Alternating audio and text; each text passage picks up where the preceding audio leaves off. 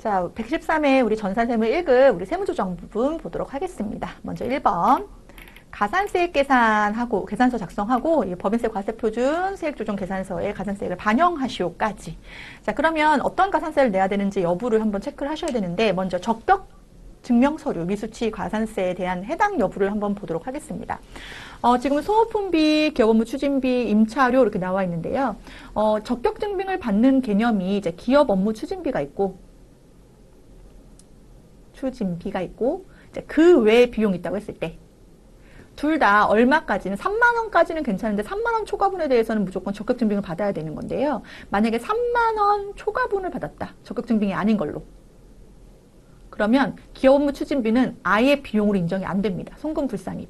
그런데 그 외 비용은 비용으로는 인정받을 수가 있는데 그 대신에 기업 업무 추진비는 가산세도 내지 않는 건데 그 외 비용은 가산세도 내야 되는 거죠. 그러니까 비용으로 인정받으면서 가산세 낼래, 비용으로 아예 인정 안 받을래, 요 개념이 차이가 있다고 보시면 되겠습니다. 따라서 지금 요 두 건이 지금 소모품비가 지금 3만 원 초과 거래예요. 그러면 이거는 비용으로 인정을 받으면서 가산세 대상도 되는 것이고, 기업 업무 추진비는 20만 원인데요. 이거 3만 원 초과분이잖아요. 그런데 얘는 아예 송금으로 인정이 안 되기 때문에 가산세 대상도 아니다라고 보시면 되겠습니다. 또 임차료 나와 있는데요. 임차료도 3만 원 초과 거래이긴 한데요. 간이가세자의 경우에는 지금 뭐예요? 경비 등 송금 명세서, 즉 뭐한 게 있는 거예요? 송금한 내역이 있는 거죠. 그럼 이걸로도 우리 적격 증빙으로 인정해주는 가름하는 부분이 있기 때문에 얘도 가산세 대상이 아니다.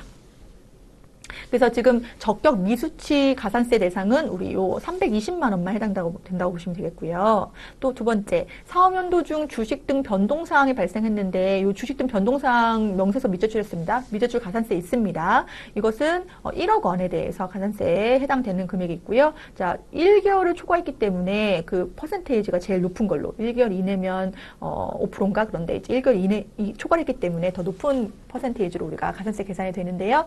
우리 법인세법에서는 입력하면 자동 해주니까 한번 보도록 하겠습니다.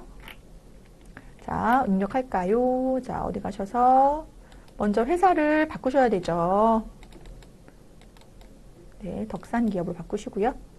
자, 우리 법인 조정 가셔가지고 가산세는 2에 가보면 여기 있죠. 자, 여기서 우리 신고 납부 가산세가 아니라 미제출 가산세예요. 적격증빙 미제출 가산세 가셔가지고 보시면 우리 아까 지출증명서류와 관련된 걸 얼마만 입력하면 된다냐면 우리 아까 소모품비 관련된 거 얼마? 320만 원만 입력하면 돼요. 그럼 자동으로 얼마? 6만 4천 원 기록이 되고요. 자, 여기 안에 보시면 주식 등 변동사항 미제출 가산세예요. 얼마? 1억.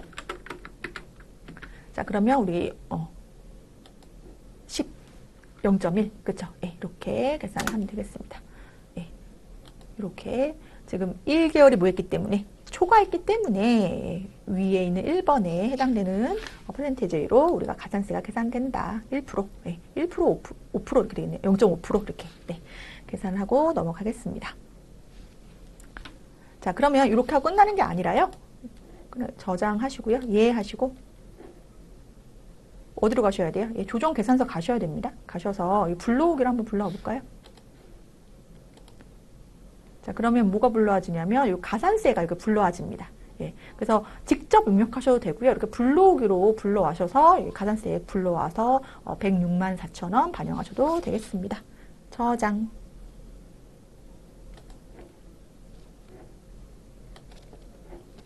자, 이번에는 2번 문제 보겠습니다. 2번. 외화거래 자료를 이용하여 외화자산 등 평가, 손익, 명세, 조정 명세서를 작성하고 필요한 세무조정을 하시오 라고 되어 있는데요. 자, 지금 화폐성 외화자산에 대한 우리 평가, 손익 인식하는 부분인데요. 자, 지금 회사는 2023년도 귀속 법인세 매매 기준일로 평가하는 방법으로 화폐성 그러한 외화자산 등의 평가 방법 신고서를 작성하여 제출하였다. 자, 그런데 결산 때는 우리가 뭐 하지 않았다? 장부에 반영하지 않았다. 근데 세무조정은 우리가 했다는 거예요. 이거 신고서를 작성해서 2023년도에 했다는 거는, 그쵸? 예, 그래서 지금 단기에 대한 세무조정만 하면 되겠습니다. 자, 이러한 문제 나오면 먼저 한번 봐야 돼요. 뭐, 얼마의 차이가 있었는지. 어차피 각각 세무조정 해야 되는 거니까요. 각각. 그래서 지금 보시면, 마이너스 50원. 그쵸? 근데 이건 뭐예요? 외상 매출금이잖아요. 그럼 얼마에 대해서? 250만 원에 대해서 마이너스 250만 원이 마이너스가 되는 거니까 무슨 산입시켜야 돼요? 송금 산입시켜야 되죠. 그리고 유보 발생시키고 또 이번에는 외상 매입금의 경우에는 환율 대비 마찬가지로 마이너스 50원 맞아요? 네. 그러면 이번에는 부채니까요. 얼마가 3, 5, 15, 150만 원이 입금 산입 조정해줘야 되죠. 입금 산입. 각각 우리가 뭐 해주는 거 외화 자산과 외화 부채에 대해서 세무 조정해주는 것까지 한번 입력해 보겠습니다. 자, 어디 가셔서 외화, 자산, 평가 등 요 손익 조정 계산서 가셔서 외화 종류부터 하나씩 입력해 볼까요? 자, 먼저 F2 누르시고 우리 미국 자, 외화 금액이 외상 매출금, 외화 자산의 경우에는 얼마였습니까? 5만 달러. 적용 환율, 장부에서의 적용 환율은 얼마였냐면 1,300원. 그래서 지금 얼마로 잡혀 있는데 6,500원 잡혀 있는데 우리 지금 현재 2024년 매매 기준율이 얼마라는 거예요? 1,250원. 그래서 지금 마이너스 250만 원 나오고요. 또 마찬가지로 USD 미국 외화 금액이 얼마입니까? 3만 달러. 자, 장부상의 적용 환율은 1,300원. 그런데 우리 적용 환율 매매 기준율 1,250원. 그래서 지금 평가손익이 얼마 발생했습니까? 150만 원의 입금 산입. 따라서 요거를 바로 조정 등록으로 가서 보시면 각각 등록해야 되니까요. 자, 먼저 입금 산입부터 들면 외상 매입금. 자, 금액이 얼마입니까? 150만 원. 유보 발생. 그리고 우리 외상 매출금. 뭐 외상 매출금 외화 평가 차손 이렇게 넣어도 되죠. 예, 얼마? 250만 원. 유보 발생. 송금 산입한다까지 입력하시고 예, 종료 하시면 되겠습니다. 자, 3번 볼까요? 자, 가질금 등의 인정이자 조정 명세에서 작성하는 문제인데요. 자, 소득금액 조정 합격표까지 반영하라고 되어 있는데 이거는 그냥 우리 세무 조정하면 반영되는 거니까 조정 등록에서 보겠습니다. 먼저 우리 손익계산서상의 지급 이자 내역, 자, 푸른은행하고 초록은행 잡혀 있고요. 각각의 내역 이따가 차입금해서 입력하면 될 것 같고 1번부터 우리 입력할 거죠. 자, 가즈금 내역이 있습니다. 누구에 대한 자, 김초월, 대표이사 김초월에 대한 가즈금 가수금 내역이 있고요. 원칙적으로 가즈금 가수금은 서로 상기해서 인정이자 처리하죠. 약정이 없으면. 네. 그리고 또 중요한 거 우리 가즈금 인정이자에 대한 이자 수익 200만 원 마지막에 계산할 거예요. 그렇죠? 거기까지 입력하는 것까지 한번 천천히 보겠습니다. 당연히 우리는 거의 다 문제가 이제 가정평균 차입 이자율로 나오긴 하는데 예, 이 문제도 가정평균 차입 이자율로 나왔습니다. 자, 그럼 가즈금 인정 이자 가셔서 자, 가수금 입력부터 직책 누구예요? 직책이 대표이사.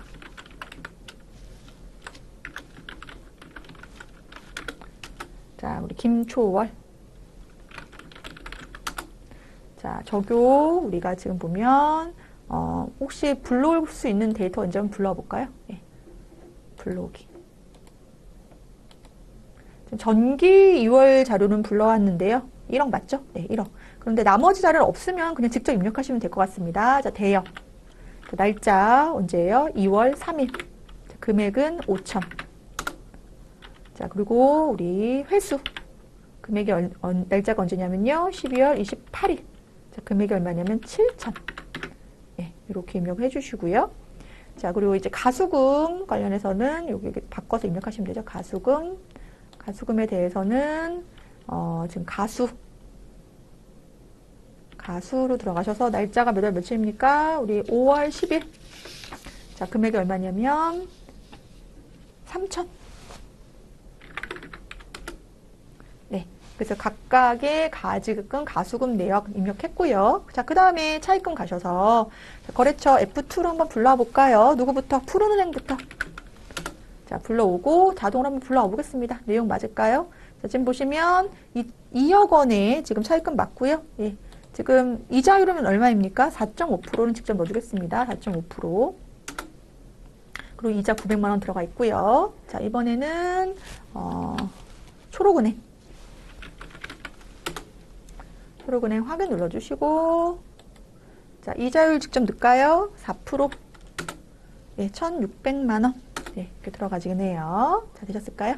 자, 그러면 가즈 1번, 2번 했고, 이제 3번 가서 이제 인정이자 계산해주고, 자, 갑지에 가서, 자, 우리가 지금 실질적으로 지급한 뭐가 있어요? 약정에 따라서 이자 수익 계상한 게 얼마가 있어요? 200만 원. 200만 원 이렇게 넣어주면 얼마가? 322만 4,262원이 바로 뭐가 됩니까? 가지금 인정 이자가 되고, 요거를 여기서 바로 등록할까요? 조정 등록하셔서 입금 산입해야죠. 입금 산입. 가지금 인정 이자 하셔도 되죠. 대표이사 이렇게 하셔도 되고, 금액이 얼마입니까? 324, 24, 262. 사항요. 이렇게 하면 되겠네요. 여기까지 조정. 종료. 닫기, 저장. 자, 넘어가겠습니다. 이번에는 4번. 자, 단기말 공장 창고 건물과 관련된 내용이다. 자, 다음의 자료를 이용하여 선급 비용 명세에서 단기에 귀속되는 비용인지 아닌지를 이제 법인세법상에서도 조정을 하는 거죠. 자, 전기분 선급 비용을 포함한 내용을 우리가 소득금액 조정 합계표 조정하시오라고 되어 있습니다. 건별로 할 것. 자, 지금 임차료 지출액 1,200이 있는데요. 자, 기간 보시면 단기하고 차기가 섞여 있는데 이때 중요한 건 선급 비용으로 다 계산했다는 거예요. 그러면 오히려 단기 비용 처리한 거는 없다는 거죠. 임차료에 대해서. 자, 보험료 같은 경우에도 지금 보시면 얘는 오히려 또 다 판관비 처리, 비용 처리했네요. 그럼 이 경우에는 차기분에 속하는 걸 선급 비용 처리해야 될 것 같고요. 또 이것도 중요하죠. 전기에 지금 유보금액의 잔액이 지금 보험료에 대해서 100만 원의 송금 불산입 처리되어 있는데 이건 뭡니까? 보험 기간의 만기가 지금 단기에 도래한 거죠. 전기에는 도래하지 않았던 분이 단기에 도래했기 때문에 단기에는 송금 산입시키면서 유보 감소 처리하는 것까지 세 건에 대해서 여러분들이 세무 조정해야겠다 생각을 하셔야 될 것 같아요. 자, 그럼 먼저 어디 가셔서 선급비용 명세서 가셔서 자, 하나씩 입력합니다. 자, 먼저 우리 계정 구분 보시면 선급 임차료. 선급 임차료. 자, 거래 내용은 우리 어디 거예요? 임차료 지급. 안 써도 되는 것 같긴 한데, 그쵸? 자, 거래처는 F2 이용하셔서 다 돼요. 자, 시작일은요, 2024년 6월 1일부터 2025년 5월 31일. 자, 지급액은 얼마입니까? 1,200. 근데 지금 회사 계상액이 얼마 해놨다고요? 1,200. 그러면 오히려 송금으로 요 금액을 산입해야 될 것 같고. 자, 그 다음이 성급 보험료. 자, 거래 내용은 보험료 지급. 자, 거래처는 다보호. 시작일은 2024년 6월 1일, 2025년 5월 31일. 자, 지급액이 얼마입니까? 240만 원. 자, 그런데 선급비용 회사 계상이 없으니까 공란으로 두시는 거. 자, 그런 다음에 이제 조정 등록 가보면 자, 지금 요 그대로 입력하시면 되죠. 먼저 입금불산입부터 입력할까요? 입금불산입, 송금, 선급 임차료. 선급 임차료가 아니죠? 선급 보험료죠? 선급 보험료 얼마? 992 876 876 유복 발생. 자, 송금 산입에다가는 우리 선급 임차료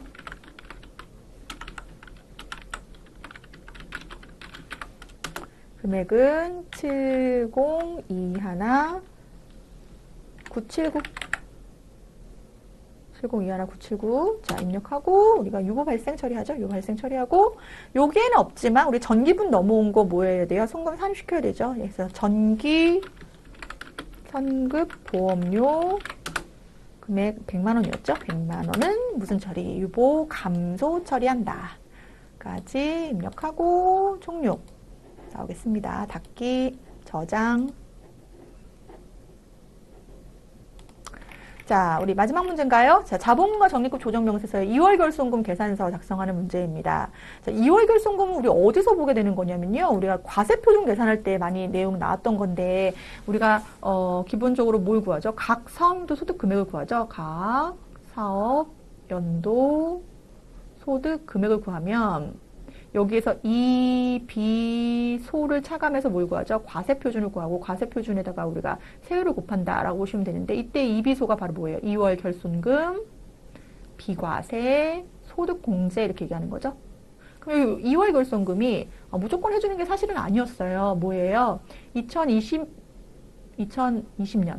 1월 1일 기준으로 몇 년 이내 것만, 15년 이내 것만. 그럼 그 전 거는 몇 년? 10년 이내 것만 해주는 요 개념이 있었죠. 기억나실까요? 자, 그럼 우리가 2월 결손금 문제가 나오면 연도를 봐야 돼요. 연도. 그런데 지금 보시면 2009년도가 있단 말이에요. 그럼 2009 더하기 2020년 전 거잖아요. 그러면 더하기 10년까지만 되는 거니까 얘는 원래 안 되는 거예요. 그럼 2020년 이후로는 몇 년 돼요? 15년 되잖아요. 그럼 지금 현재 2024년이니까 요건 두 개는 된다고 볼 수 있는 거죠. 그런데 여기 보시면 지금 공제후 잔액이 있는 거죠. 이렇게 공제후 잔액이.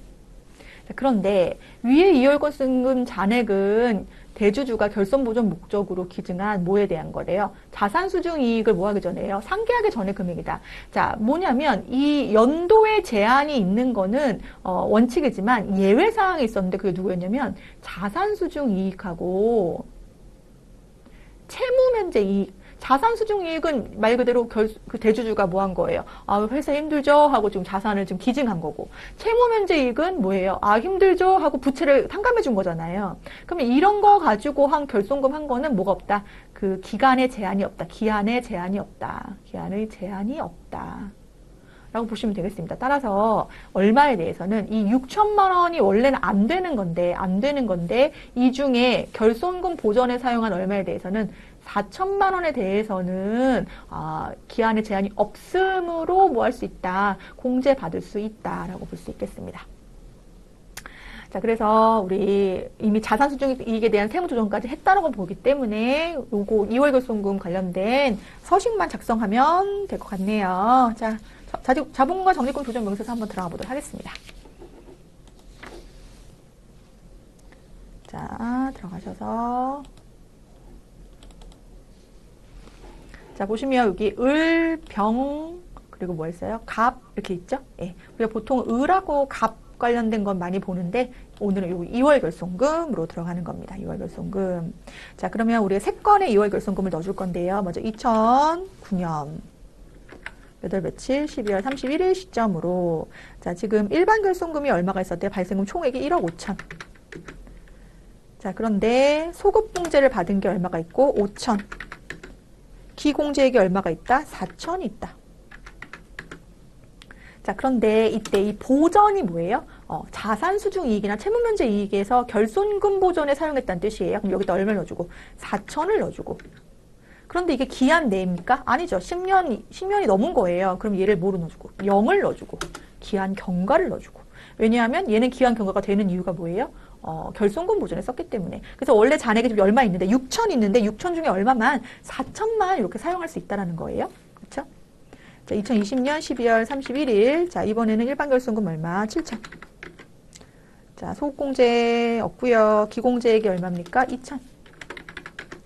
자, 요거는 상관없어요. 아무것도 내용이 없었죠? 그래서 보전에 사용한 것이 당연히 여기서는 없고 제가 2천이라고 넣었나요? 단기 잠깐만요. 금액이 7천. 소공제 없고 기공제액이 2천. 네, 기공제액 2천 맞고 그렇죠? 아, 단기 공제액을 넣어야죠. 단기 공제액이 공제 후 잔액이 얼마라고요? 5천. 아, 요거를 설명 안 했네요. 자, 지금 무슨 얘기냐면 요거 때문에 그런 거예요, 여러분. 자, 그러면 요 4천만 원은 여기서 공제 받았고요. 요거 우리 각성도 소득 금액 있죠? 예, 그럼 여기에 대해서도 공제 받을 수가 있으니까 요 금액이 더 크잖아요. 2억 5천이. 그러니까 5천 공제 받아야 되고 또 얼마도 공제 받을 수 있어요? 1억도 공제 받을 수 있죠? 6천 중에서는 얼마만 공제 받았고요? 4천만 공제 받고요. 기한이 지났기 때문에. 그렇죠? 예. 그래서 요 얘기예요. 자, 그러면 입력하겠습니다. 그러면 단기 공제액 얼마를 넣어주고요? 5천을 넣어주고 그러면 이렇게 입력하면 되고 이번엔 2022년 12월 31일 2022년 맞나요? 네, 2022년 12월 31일 자, 금액 1억. 그러면 1억도 공제 받을 수 있다 그랬죠? 네, 여기다 얼마 넣어주시면 돼요? 단기 공제액에다가 1억 이렇게 넣어주시면 되겠습니다. 자, 그래서 요 금액, 결손금 공제액의 요 기간경과분은 뭐에 대해서만, 요 결손금 보전에 대해서만 쓰는 것만 인정되는 것이고, 나머지는 기한 내에 우리가 공제받을 수 있는 내역이다까지 적립금과 적립금 조정명세서에서 2월 결손금 내역서 확인하는 문제까지 입력하셨습니다. 자, 우리 113회 문제는요. 오랜만에 나온 문제들이 많아가지고 오히려 좀 이렇게 문제의 그런 그 풀이 횟수가 많지 않으면 오히려 좀 쉬운 문제인데도 틀릴 수 있는 문제들이 있었던 것 같은데요. 예, 차근차근 한번 이런 문제들도 풀어보면서 여러분들 시험 준비 잘 하시길 바라겠습니다. 자, 수고하셨습니다.